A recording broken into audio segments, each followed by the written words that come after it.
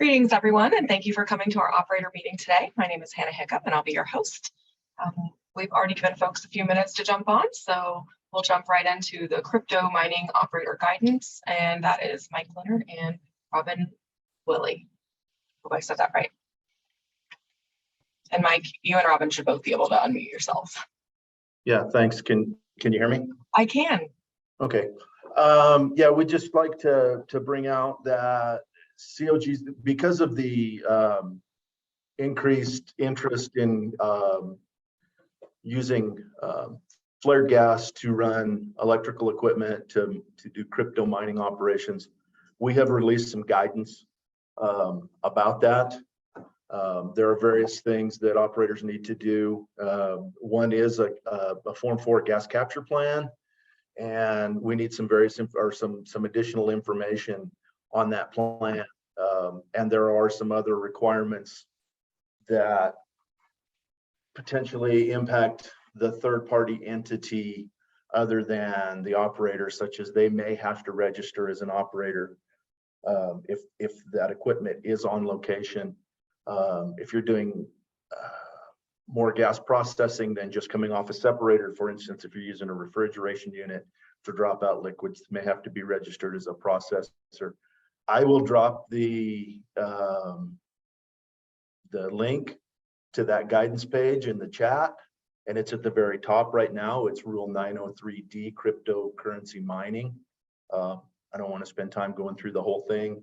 If there's questions later on in this meeting, that's great, or you can reach out to me directly and I'll try and help you with any questions that you may have. Also, Robin Willie with CDPHE's here to kind of let you know what some of their expectations are as well. So with that, Robin, I will let you go from there. Thanks, Mike. Appreciate you inviting me just to come. I know this is a new sort of issue for a lot of folks, and I just wanted to take the opportunity to put some of the air pollution regulations on your radar as you're considering these types of operations. As you guys know, Regulation 7 requires capture or control of the gas coming off the separator. And that, as of the December rulemaking last year, applies to everybody, not just the wells constructed or refract after 2014. And so venting is prohibited unless you have a variance from COGCC. So what does that mean if you are thinking of sending the gas to an engine to power some crypto mining operations? We just want to make sure that it's on your radar that you'll have to evaluate the need for a permit.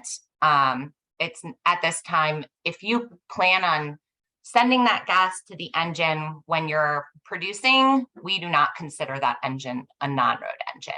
And so that will have to go through our permitting regulations if you are above the various emission thresholds. And so same thing with a flare. If you're gonna, if you're crypto mining now and you need to, make a change and you want to start combusting that gas, right, you'll have to get a permit from us to do that. And so we just wanted to put it on your radar that we're working closely with COGCC and local governments to make sure that air quality regulations are followed in this space. And happy to answer any questions if you have them.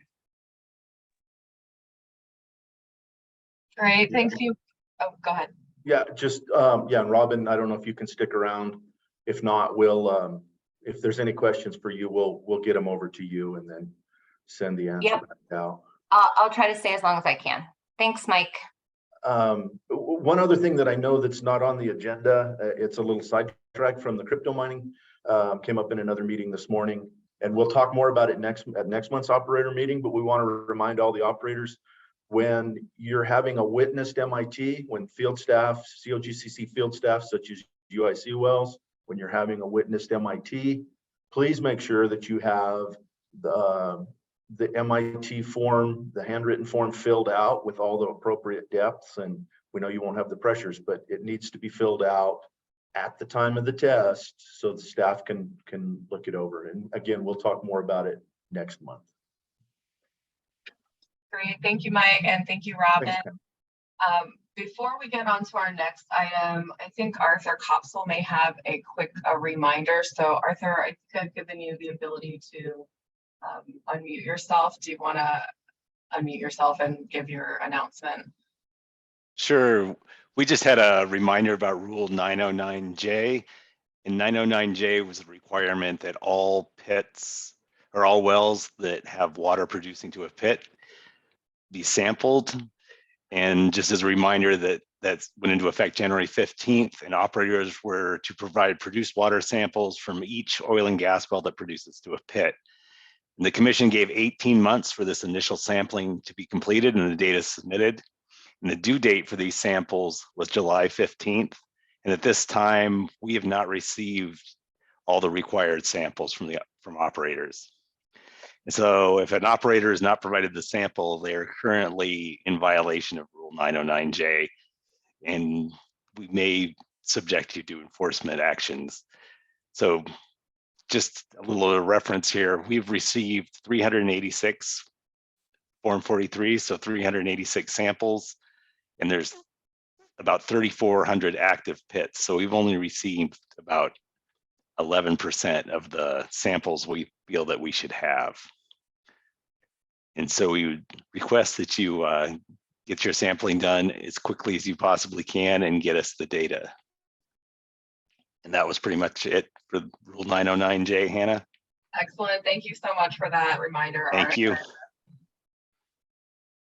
And then, of course, if anybody has questions about any of these things that we're going over, just go ahead and put those in the chat. I'll read them all off at the end, and we will get you the best answer possible. Next up, we have the Form 42. I believe Diana Byrne is going to be presenting that. Hey, Diana. Hi. So really quickly for the Form 42 for move-in, rig up, and plugging and abandonment, we apologize, but currently that's a 2 Form 42 process. So Form 42 move-in, rig up is a 2 business day notification. Form 42 plug and abandonment is 48 hours. So please just assure that you accomplish that with your Form 42s. And then for the Rule 312 sundries, other screen sharing. Yes, I'm taking over the screen for a second, Hannah.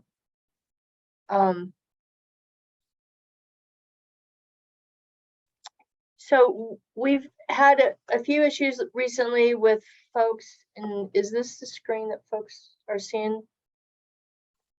Yeah, I'm seeing our homepage screen. Excellent. So we've had a few instances recently where our field staff pulls up, there's a rig on location.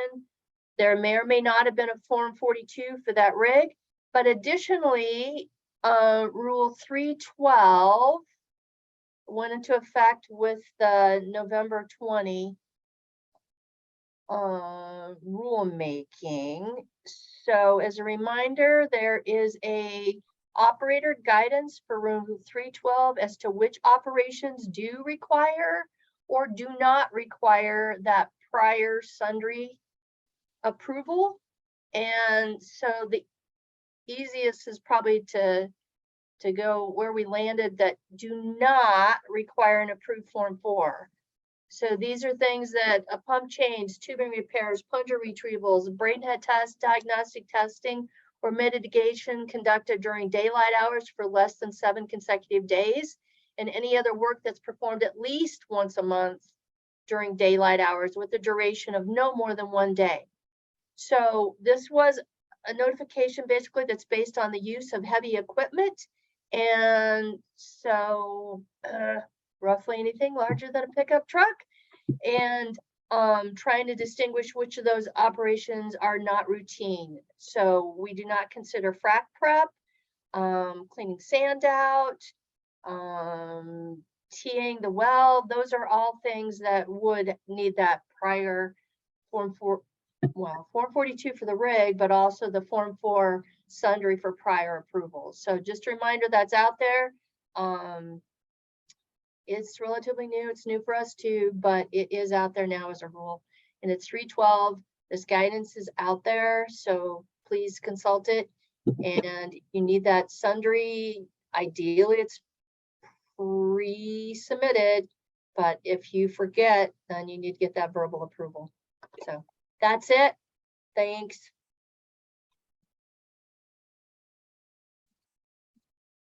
Stop sharing. Gotcha. All right, thank you.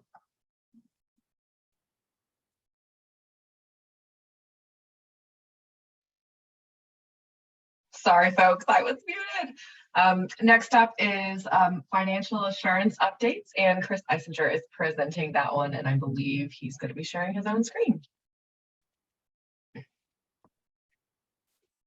Good morning. I believe Jane Stanzik is going to join us here in a second, and I'm going to share my screen, Hannah, for some slides.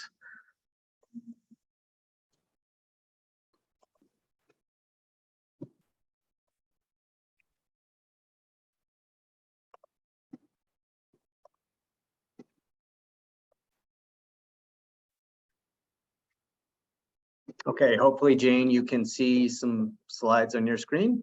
I'm seeing your not the slideshow part, but the PowerPoint part, if that helps. I don't know if you shared it yet. Plus, Christopher, is this just the updates? Whoa, oh, there we go. Oh, it went back, but that was good for like, all right, now we're good. Thank you, guys. Good morning, everybody. The Form 1C is the consolidation of related operators. It's been released today. It's available for everyone within the new e-form system. First slide, please, Chris. So this is where you can find the, get to the login for the new e-form system. It doesn't use web forms. It's the new e-form system. Next slide. So this is what the login page looks like for that new system. It uses your web form credentials, same username and password. So you'll see this, you just click File Online on the line for the Form 1C. Next slide. There's 3 sections to the form: the parent operator information, and then the related operator consolidation, and then signature and certification. So it's a pretty simple form. All of this is auto-populated, and some of it you can edit. Next slide. This is the section where you input any subsidiary operators. If you have existing subsidiary operators, they are automatically listed here. This is not real data, obviously, but for anything that's already listed, you have to indicate no change or delete. And to do that, you click that edit button. Next slide, which enables you to select no change or delete for each of the pre-populated subsidiaries. Next slide. If you want to add a subsidiary, you click the plus new record. Next slide. And then you will be able to add an operator there at the bottom. You just enter the operator number.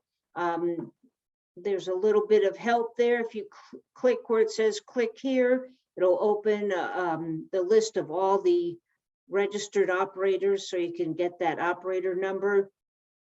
The name of the operator will be auto-populated, and it automatically indicates that it's a new added subsidiary. And if you have an error, you just click that trash can and remove that line and add another one. Next slide, please. This is just the signature and certification and submit section. You just sign with your cursor, and you can put in operator comments if you want, and then obviously you have to fill in the submitter information, and then you click submit. So it's a very simple form. Next slide, please. Here are the rules. I'm not going to read them, but for your reference, these are the two rules that address the consolidation of related operators. Rule 702 is consolidation with regard to financial assurance for wells. And Rule 705 is consolidation for the purpose of obtaining liability insurance. Next slide, please.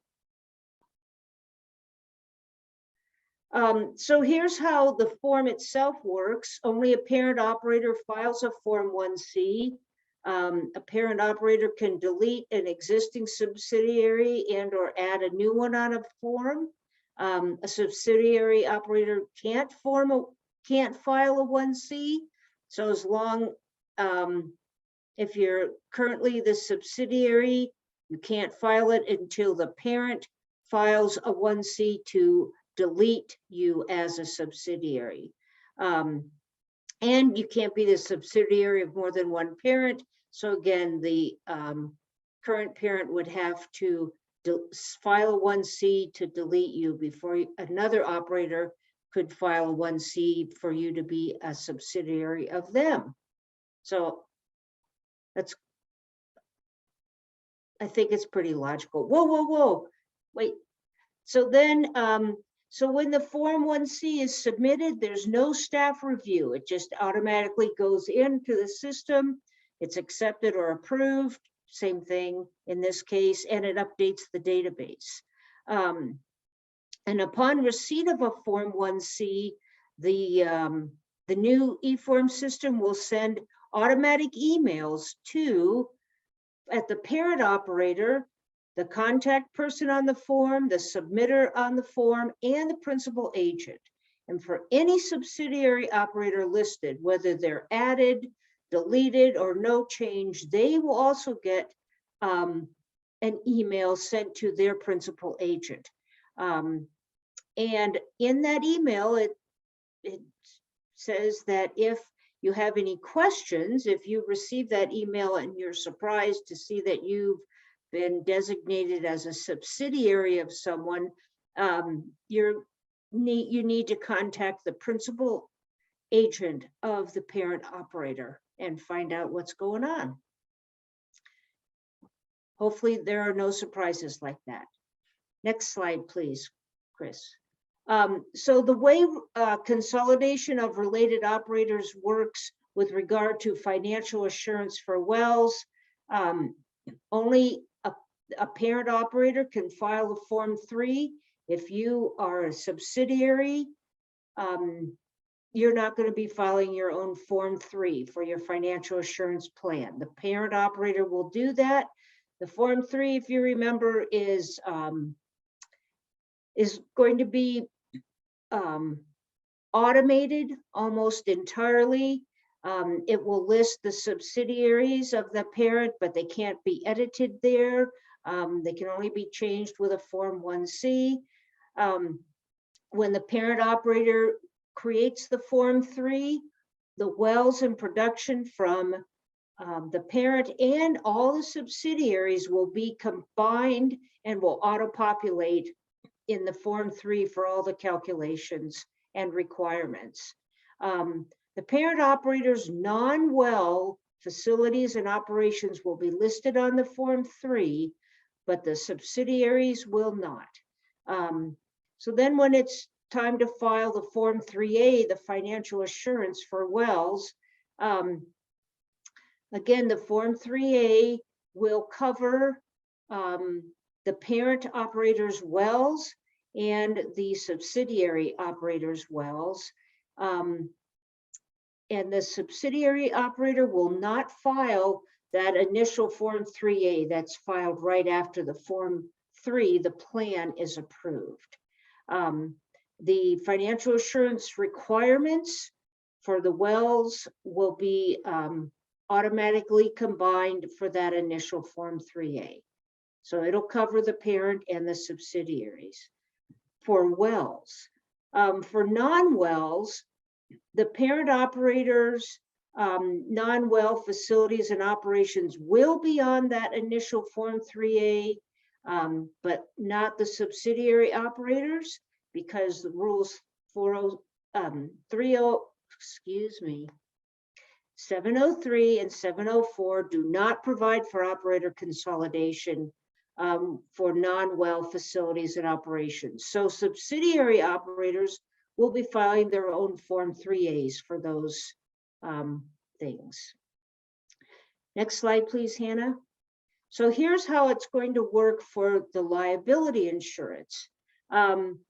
So the concept of consolidated operators for liability insurance means that a parent operator can obtain an insurance policy that provides the insurance for the subsidiaries if they're consolidated.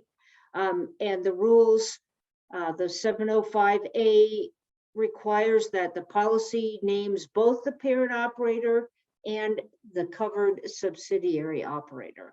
And that 705A also requires that each entity, the parent and each subsidiary, has 5 million coverage minimum for each occurrence on that insurance.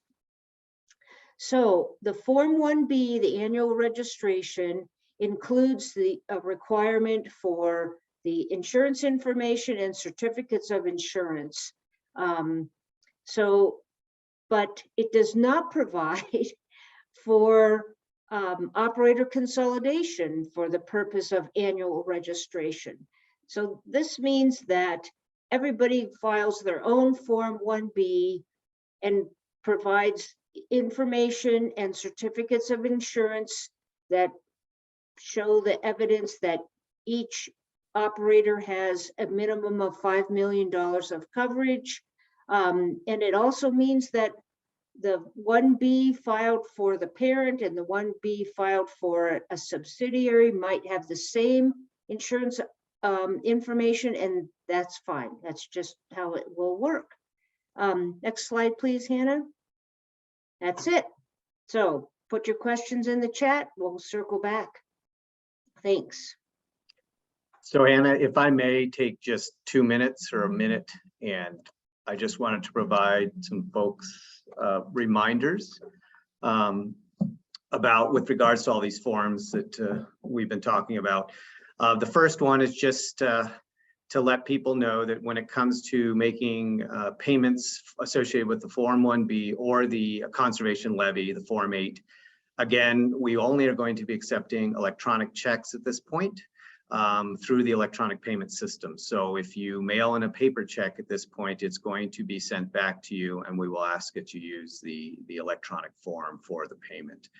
The deadlines, as we've mentioned many times, for the 1B, it was August 1st. Thank you for all of those who have worked to submit it. Those who have not yet, if you have any questions, please reach out to myself or Debbie Lutz if you have questions about liability insurance, certificates of insurance. The Form 8, I want to remind people that September 1st, it will be the next deadline for the Q2 2022 payment. That's due September 1st. So please get those in the next few weeks. For the 1C, 3B, and 6A, there is no deadline for those forms, but it is imperative that you submit them before you submit the Form 3, which will be due September 15th. That form is not yet available, but hopefully in the coming weeks, we will make it available here to you. If you have any questions about any of these forms, I've listed staff contacts below here, and we'll post this on the operator meeting archive page with all the presentations. So that's it. And if you have any questions, like Jane said, put them in the chat and we'll try and answer them now. Thanks, Hannah.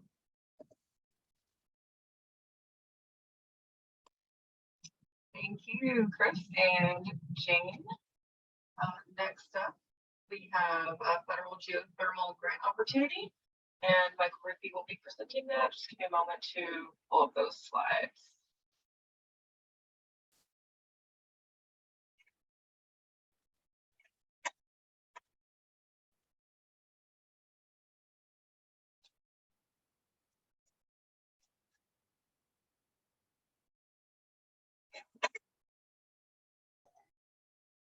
All right, take it away, Mike.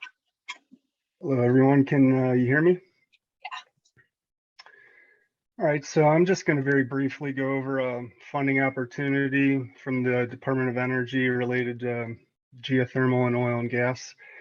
The DOE released a funding notice for what they're calling GEOD, which is geothermal energy from oil and gas demonstrated engineering. You can go to the next slide. The initial 10 million that they have available now will be to select an entity to develop a roadmap. This effort will include convening a consortium of geothermal and oil and gas experts to address technology and knowledge gaps in geothermal and leverage existing oil and gas technology and expertise. The roadmap will address technology transfer, related research and development, initiating demonstration projects, developing deployment strategies, as well as evaluating regulatory barriers and assessing workforce and communication needs. Once the roadmap's complete, the DOE will then use the roadmap to fund an additional 155 million for research and related projects. You can go to the next slide. Here is the funding notice link. The main thing is we'd be interested in hearing if any Colorado companies are participating in this effort, and there should be a follow-up email with this link as well. And that's all I got. Thanks. Great, thank you, Michael. And with that, I think that concludes our agenda. We will go ahead and take questions now. And I don't think, oh, okay, there's a few questions. The first question is more of a statement. It says, I don't believe 100% of the pits you show as active are actually active. I'm not sure what that's in reference to, but if somebody wants to speak up, they're more than welcome. I can do that one, Hannah. Great, thanks. Yes, that's probably correct, that not all of them still exist that we have records for as active. But that brings us to another one of our rules. That was 909A 1 through 3. And this is, in the operators should ensure that their pits that they have are recorded properly in our database now. A1 was properly permitted through a Form 15 approved by the director, and it has an active pit facility ID. And 909A2 is make sure the pits are accurately mapped. And Rule 909A3 was listed according to current facility records in the Commission's database. So the intent of these rules was to get our database up to date with current information. So if you have pits that are listed as active, but you no longer have the pits active, or they've been reclaimed, you should probably get a hold of us so we can update the records. I know I did a couple through a Form 4 last week or the week before. Somebody said that they had all the paperwork in order and showed that they had closed the pits, and it just had not been closed in our database. So we were able to close those.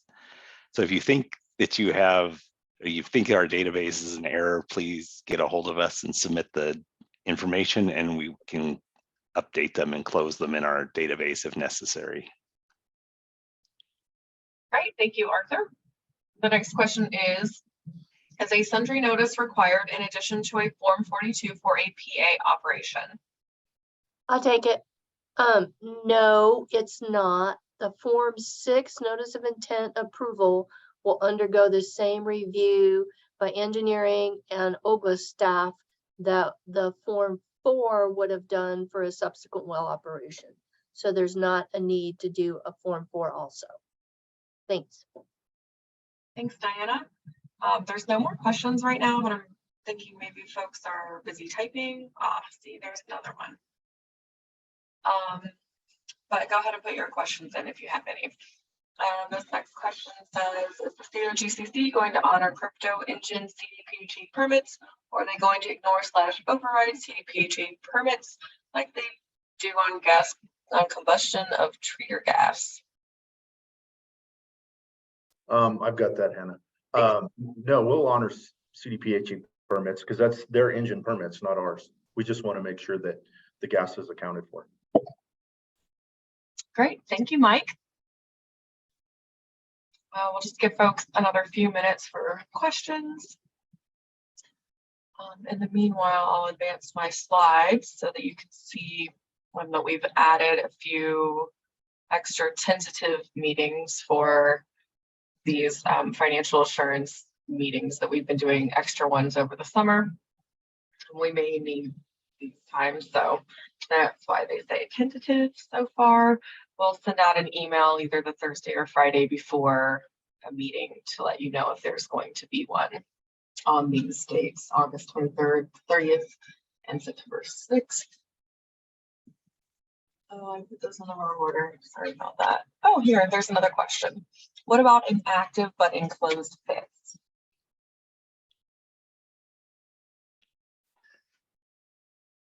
So the inactive pits, I guess you mean it's not receiving water at this time. If you were going to keep that pit, you should submit a sundry notice and just explain the situation with the pit and that it won't, you won't be able to collect a sample related to 909J from that pit. Great, thank you, Arthur.